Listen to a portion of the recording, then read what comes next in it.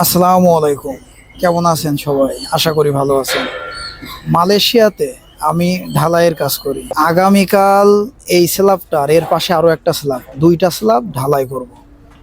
ঢালাইয়ের কাজ শুরুর আগে কিছু গুরুত্বপূর্ণ প্রস্তুতি নিতে হয় যাতে কাজ সুন্দর ও টেকসই হয়। তো আমার টিমের সদস্যরা এই যে সিজে বা কনস্ট্রাকশন জয়েন্ট, এটা হাই রিব ইনস্টল এবং যে প্রয়োজনীয় মেটেরিয়াল হলো সেগুলো ইনস্টল করতেছে। এবং কিছুক্ষণ পরে যখন মানুষ কমে যাবে তখন এটা শক্তিশালী পাওয়ারফুল এয়ার কম্প্রেসারের মাধ্যমে পরিষ্কার করা হবে। পরিষ্কার করার পরে আবারও ইঞ্জিনিয়ার ইন্সপেকশন করবে। ইঞ্জিনিয়ার ইন্সপেকশন করে যদি গ্রিন সিগন্যাল দেয় বা পারমিশন দেয় তখন গিয়ে আমার ঢালাই শুরু করতে পারবো।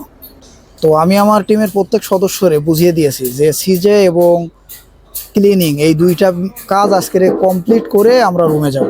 আপনারা মালয়েশিয়ার মডার্ন কনস্ট্রাকশন প্রজেক্টের কাজের বিষয়ে জানতে চাইলে অবশ্যই আমার সাথে থাকবেন। সবাইকে ধন্যবাদ।